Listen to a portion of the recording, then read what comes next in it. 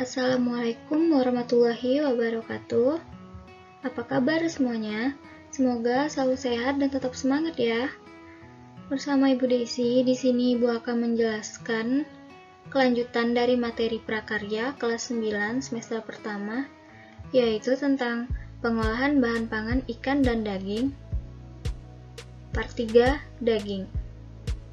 Sebelum masuk ke materi, ada baiknya kita berdoa dulu menurut agama dan kepercayaan masing-masing.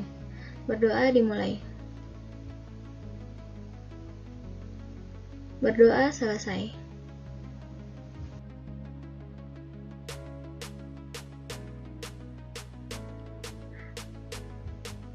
Adapun kompetensi dasarnya adalah 3.1 memahami pengetahuan tentang prinsip rancangan, pembuatan, penyajian, dan pengemasan hasil peternakan seperti daging, telur, susu, dan perikanan seperti ikan, udang, cumi, rumput laut menjadi makanan yang ada di wilayah setempat.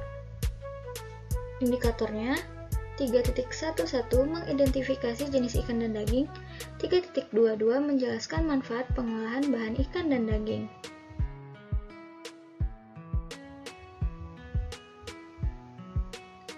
Kita masuk materi daging ya. Daging yang berasal dari unggas dan hewan berkaki 4 dapat ditemukan di setiap bagian tubuhnya. Daging tersebut dapat diolah dan dikonsumsi oleh manusia sebagai makanan yang mengandung protein hewani. Di bawah ini akan dijelaskan beberapa jenis daging yang banyak dikonsumsi oleh masyarakat.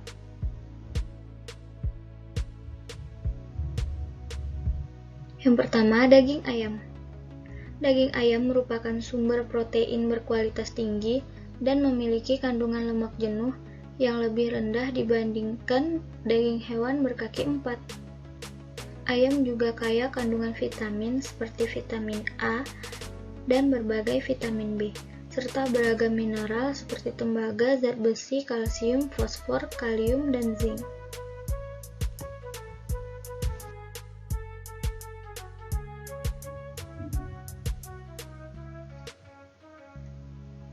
Berdasarkan jenis ayam yang dibudidayakan, ayam dibedakan menjadi dua, yaitu ayam kampung dan ayam broiler atau ayam negeri. Perbedaan ayam kampung dan broiler adalah sebagai berikut. Yang pertama, ayam kampung. Ayam kampung adalah sebutan di Indonesia untuk ayam peliharaan. Ayam ini merupakan jenis yang biasa dipelihara oleh penduduk atau orang yang tinggal di kampung. Biasa dipelihara oleh penduduk dengan cara diliarkan, yaitu dibiarkan lepas, bebas, berkeliaran mencari makan di kebun-kebun sekitar rumah. Ayam kampung disukai orang karena dagingnya yang kenyal dan tidak berlemak sebagaimana ayam broiler. Keunggulan ayam kampung memiliki kandungan nutrisi yang lebih tinggi, yaitu memiliki 19 jenis protein dan asam amino yang tinggi. Kadar lemaknya relatif lebih rendah jika dibandingkan dengan daging ayam broiler. Selain diambil dagingnya, ayam kampung juga menghasilkan telur. Kandungan protein telur ayam kampung cukup tinggi.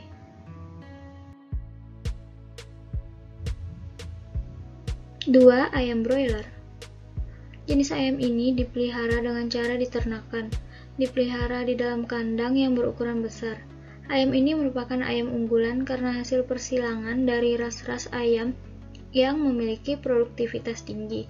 Hanya dalam waktu 5-6 minggu, ayam ini sudah bisa dipanen. Daging ayam kampung memiliki cita rasa yang berbeda dengan daging ayam broiler.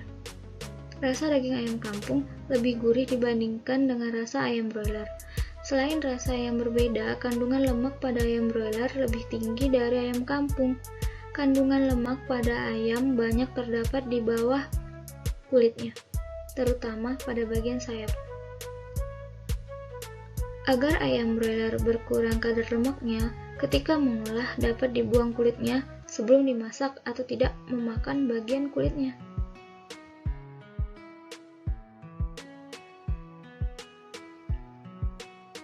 Selanjutnya, daging sapi. Daging sapi adalah daging yang paling banyak diminati oleh masyarakat Indonesia.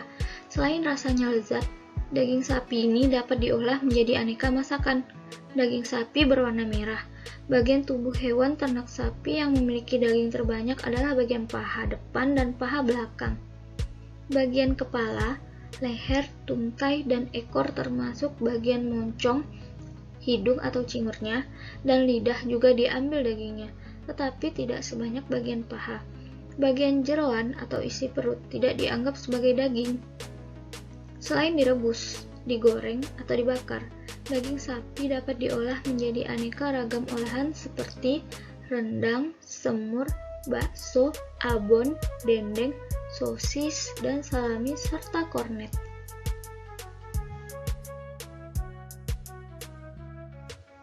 Tiga, daging kerbau. Daging kerbau ciri khasnya berwarna merah agak gelap, memiliki tekstur serat yang lebih kasar dibandingkan dengan daging sapi. Kandungan lemak daging kerbau relatif rendah daripada daging sapi. Daging kerbau dikonsumsi oleh sebagian besar penduduk di Asia Selatan dan Asia Tenggara.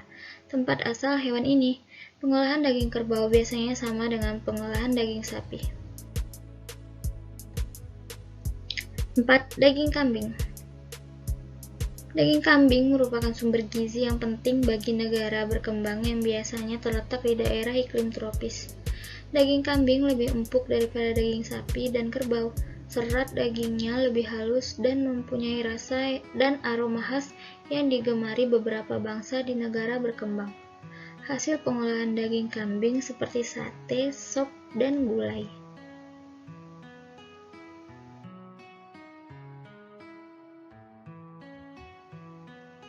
Yang kelima, daging babi. Daging babi memiliki warna yang lebih pucat daripada daging sapi, lebih mendekati warna daging ayam. Tekstur lemak daging babi elastis sehingga mudah diregangkan. Daging babi memiliki serat yang terlihat samar dan sangat renggang. Olahan daging babi berupa bakso, sosis, sate, babi rica-rica, dan babi panggang.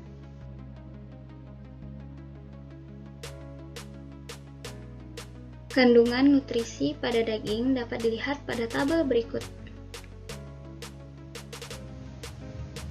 Silakan diperhatikan ya anak-anak, berikut adalah tabel kandungan gizi daging. Di sini jenis dagingnya ada ayam, sapi, kerbau, kambing, dan babi.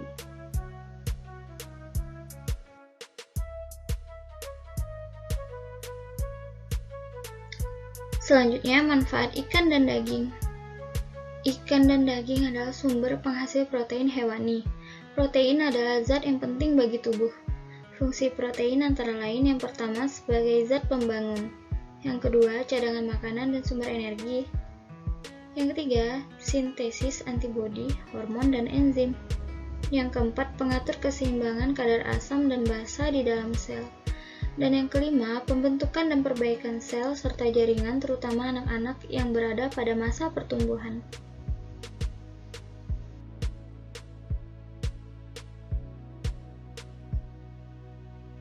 Kita akan membahas manfaat ikan terlebih dahulu ya. Kandungan gizi ikan kaya akan manfaat bagi tubuh karena merupakan sumber protein bagi tubuh.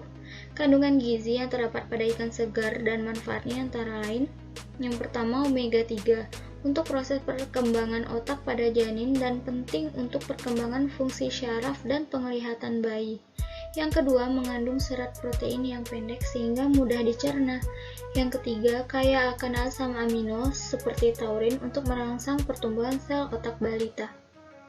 Yang keempat, vitamin A dalam minyak hati ikan untuk mencegah kebutaan pada anak.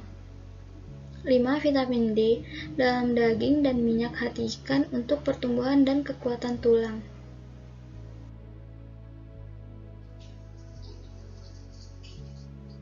6. Vitamin B6 untuk membantu metabolisme asam amino dan lemak serta mencegah anemia dan kerusakan syaraf. Yang ketujuh, vitamin B12 untuk pembentukan sel darah merah, membantu metabolisme lemak dan melindungi jantung juga kerusakan syaraf. 8. Zat besi yang mudah diserap oleh tubuh. 9. Yodium untuk mencegah terjadinya penyakit gondok dan hambatan pertumbuhan anak. 10. Selenium untuk membantu metabolisme tubuh dan sebagian antioksidan yang melindungi tubuh dari radikal bebas. 11. Seng yang membantu kerja enzim dan hormon. 12. Fluor yang berperan dalam menguatkan dan menyehatkan gigi anak.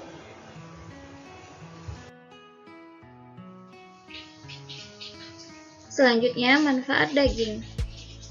Kandungan gizi yang terdapat pada daging segar dan manfaatnya antara lain seperti berikut. 1. Kaya vitamin B dan mineral, sehingga sangat diperlukan untuk kesehatan sistem syaraf dan pertumbuhan. Yang kedua, kandungan 9 asam amino esensial yang terdapat di dalamnya berperan untuk perkembangan dan memperbaiki seluruh sel tubuh kita yang rusak. Ketiga, zat besi atau zat besi heme yang terkandung di dalamnya lebih mudah dicerna dibandingkan dengan zat besi yang terdapat dalam protein nabati. Zat ini menghindarkan tubuh dari penyakit anemia. 4. Daging kaya vitamin B dan D. Anggota keluarga vitamin B yang banyak terdapat di dalam daging adalah B2, B3, B6, dan B12. 5. Terkandung juga seng dan selenium yang merupakan sumber nutrisi penting bagi sistem imunitas tubuh. Bahkan tubuh kita dapat menyerap seng yang berasal dari daging jauh lebih baik daripada seng yang berasal dari tumbuh-tumbuhan. Dan yang keenam, daging juga merupakan bahan makanan yang kaya akan omega 3. Senyawa ini penting untuk membantu fungsi jantung, hati, dan sistem saraf pusat.